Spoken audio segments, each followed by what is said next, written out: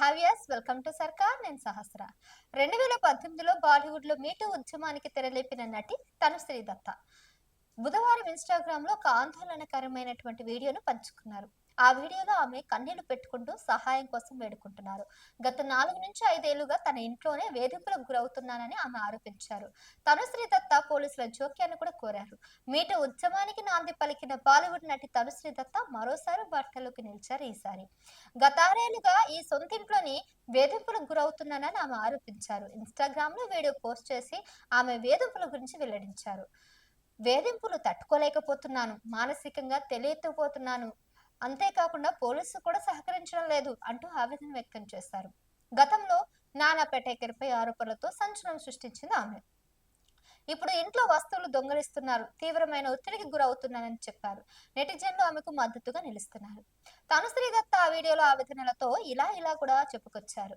స్నేహితులారా, నన్ను నా ఇంట్లోనే వేధిస్తున్నారు.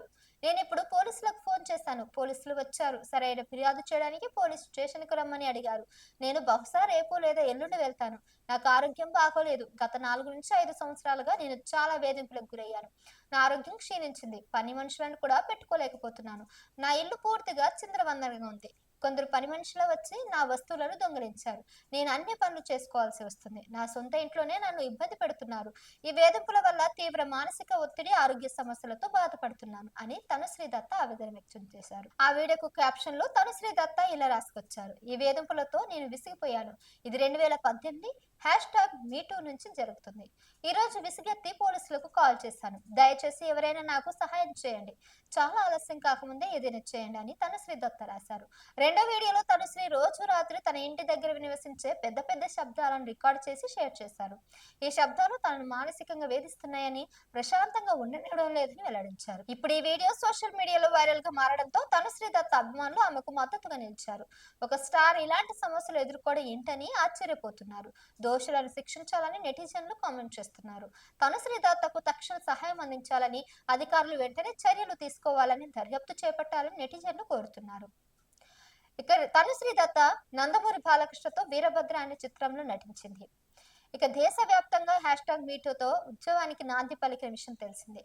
2008లో హాన్ ఓకే ప్లీజ్ షూటింగ్ లో నానా పటేకర్ తనతో అసభ్యంగా ప్రవర్తించారని, అందుకు కొరియోగ్రాఫర్ గణేష్ ఆచార్య, డైరెక్టర్ రాకేష్ సారంగ్, ప్రొడ్యూసర్ సమీ సిద్దికులు సహకరించారంటూ 10 ఏళ్ల తర్వాత అంటే 2018లో ఆమె సంచలన ఆరోపణలు చేశారు.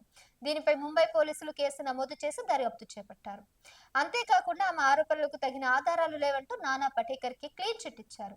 అయితే తనకు జరిగిన అవమానాన్ని బహిరంగంగా ఆమె బయటపెట్టడంతో ఎంతో మంది తనుశ్రీకి అండగా నిలిచారు. ఇది క్రమంగా #మీటూతో ఉద్యమంలో మారింది. ఎంతో మందికి నటీనటులు సినీ పరిశ్రమలో తాము ఎదుర్కొన్న అవమానాలు, వేధింపులను బహిరంగంగా వెల్లడించారు.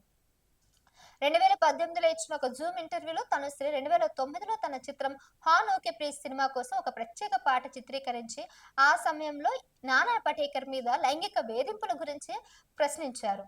అయితే నానా పటేకర్ ఆరోపణలన్నింటినీ ఖండించారు. ఆమె మొదట 2008లో సినీ టీవీ ఆర్టిస్ట్ అసోసియేషన్ కు ఫిర్యాదు చేసి నటుడిపై ఆరోపణలు చేశారు. అయితే ఆ కేసు క్రిమినల్ కేసుగా పరిగణించబడినందున ఎటువంటి చర్య అయితే తీసుకోలేదు.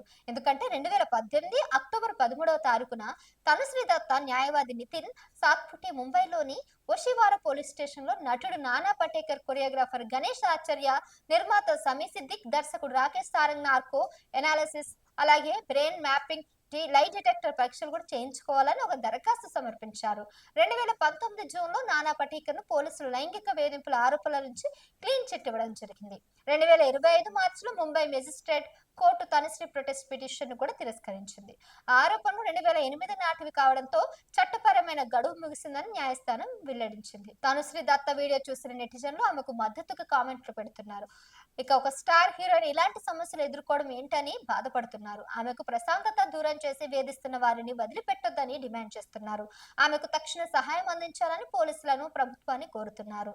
తనుశ్రీ దత్త ఆషిక్ భయ్యా ఆప్నే, దోల్, భాగం భాగ్ వంటి చిత్రాల్లో నటించారు. ఆమె Femina miss India universe 2004 title ను కూడా గెలుచుకున్నారు.